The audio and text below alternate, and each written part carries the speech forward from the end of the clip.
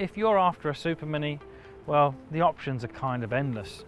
You could get a car that focuses on economy, like the Skoda Fabia, or something a bit more sprightly, like the Seat Ibiza. But if you wanted a super mini that was really premium, well, outside of the BMW Mini, you were really struggling.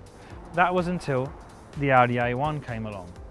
This here is the first generation Audi A1, and it was Audi's attempt at, well, basically going up against that Mini and providing all of the things that Audi are associated with, but in a much smaller package. So did they pull it off?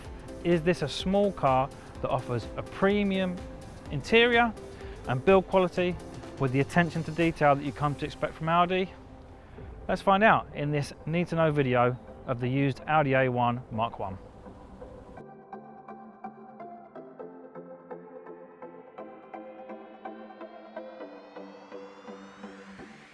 First launched back in 2010, the first generation Audi A1 has a few petrol and diesel engine options to choose from.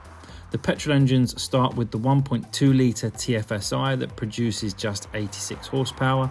This is really ideal for those people that are seeking affordability above anything else. For more power, there is the 1.4 litre TFSI engine that comes in two variants, one with 122 horsepower and a more potent version with 185 horsepower. Diesel options start with the 105 horsepower 1.6 litre TDI. This provides an excellent balance of performance and fuel economy, and so it's particularly popular among those covering longer distances.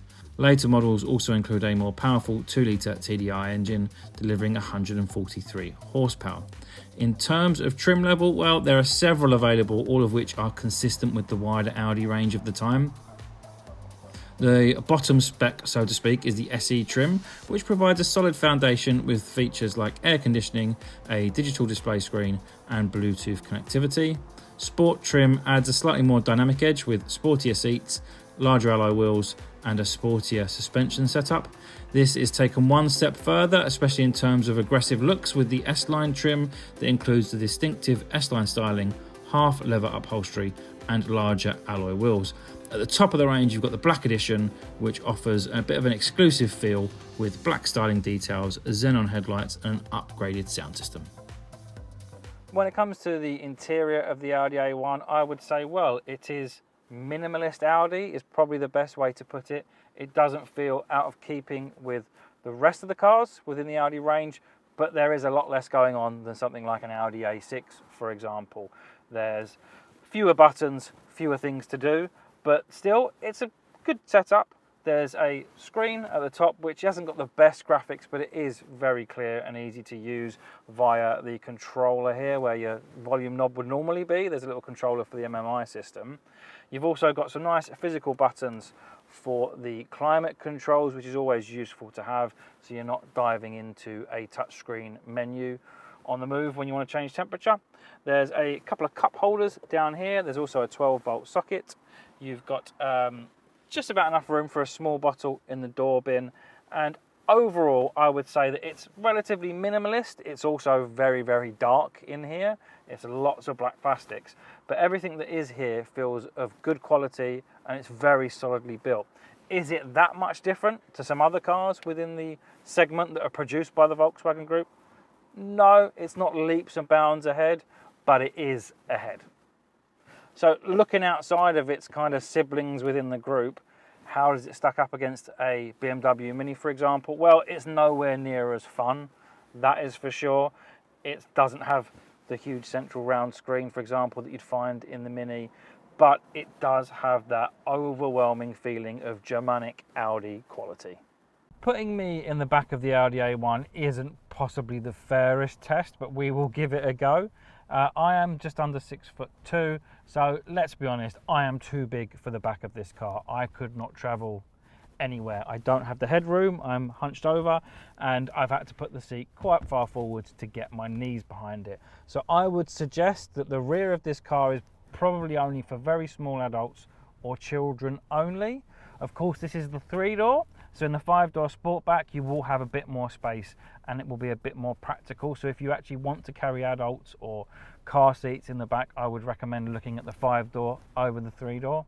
In terms of the fit and finish back here, well, once again, it's a little bit dark and drab, but the rear seats are very comfortable. They've held up very well in this model. I say comfortable if you can fit in them. You've also got some Isofix points at the back here as well on both seats. So if you could fit them, you could carry 2 child seats here. Now, this is a Super Mini, so don't go expecting a massive boot in the back of the A1. However, it is a decent size. Now, you are getting 270 litres of space here, which is considerably more than the Mini, for example, which is around 211 litres of space. But it is also considerably less than a Skoda Fabia, which has a good 100 plus litres on top. The space itself is very easy to access. There's not much of a load lip. It's quite low down, but you do have the added benefit of beneath the forced floor here, there is plenty of space where the spare wheel would ordinarily be, so you can stick some more items underneath there. On the move, the Audi A1, well, it feels like an Audi, which is probably what you want to hear if you're looking at buying an Audi A1. Because if you're opting for the A1, you're opting for it because it's an Audi. You've got to remember that this car underneath shares a platform, engines and mechanical components with other cars from the Volkswagen Audi group. So the VW Polo, the Skoda Fabia, the Seat Ibiza, underneath they are all the same car. So this car has to feel different in its Audiness, and it does. It feels very, very well screwed together. It feels premium for such a little car, and it handles and drives just like other smaller Audis. So for example, it's a slightly different car, but the Audi Q2, the kind of small crossover, feels very, very similar to this A1. There's no kind of discernible difference. It's all kind of very well built, very well put together, refined. There's a bit more noise than you would expect from one of the bigger Audis, obviously. It's not going to be as quiet and refined as something like an Audi A4.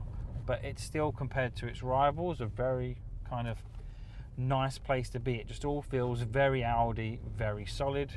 You've got the Audi MMI system, which is kind of very easy to use and one of the better ones available on the market. And the screen, whilst the graphics, they're not the best. The graphics aren't the best. It is very clear and very easy to use. In terms of how it feels to drive, well, it's not inspiring, but it's not designed to be, unless of course you're going for an S1. In standard form, it's, well, it pulls quite nicely with this 1.4 TFSI engine. You've got more than enough poke there when you're pulling out of junctions or coming off a roundabout or entering a dual carriageway. The 1.4 TFSI really is powerful enough. And yeah, like I say, it's not massively fun, but it is quite precise. It's very flat. You feel like you've got tons of grip, actually. It's not a car that feels a bit wishy-washy. It's weird. So it's not like, you know, it's not like a driver's car, but neither is it like really light, vague steering. It's just kind of nicely in the middle, I think, is how I would put it. And the seats are quite firm. So if you like firm seats, you'll be happy. I think the bottom cushion actually is quite soft. It's just the back is quite firm, but that's good for support. The A1 is obviously a car that is made for shorter journeys. It's a super mini. So it's made for nipping around town, going to and from the shops, that kind of thing. So it's really easy to maneuver, obviously, very easy to park. It's not built for loading people and luggage and heading off on the open road. If you want to do that, then you should be looking at a bigger car. Unless, of course, it's just you're a solo traveller or a couple, then I think you would be able to get away with that. Me personally, it wouldn't work, but bear in mind I'm quite tall, so I'm just under 6'2". So this car, for someone of my size, I would suggest it's fine. Like I could use it for nipping around in, but I couldn't spend a lot of time in here. I'm just too big. It's a bit difficult to get comfortable, and you could not fit anybody behind me. It would would literally be me and a passenger. But for anybody kind of average height, or if you're a bit on the shorter side, then you won't have a problem. I think you can get comfy in here and head off and do a bit of a long journey, because like I say, it feels really kind of solid. Overall, I'd say the Audi A1 does a good job of fitting the brief. It is a small car, it's an Audi, and it feels like both. It's a good premium option for a super mini. If that's what you want, if you just want a small car, as small as possible arguably, but you don't want it to feel cheap or like you're missing out on comfort or premium materials, then yeah, the Audi A1 could be a really good shout for you. As we've mentioned, the Audi A1 shares its underpinnings and some mechanical parts with other cars from within the Volkswagen group, such as the Skoda Fabia, the Volkswagen Polo, and even the Seat Ibiza. So, should you choose this over one of them, and should you choose it over a Mini? Well, that comes down to what you're looking for, really. If you want the most fun car to drive, then you're going to go for a Mini. But if you want something a bit more practical, well, the A1 trumps the Mini in that department.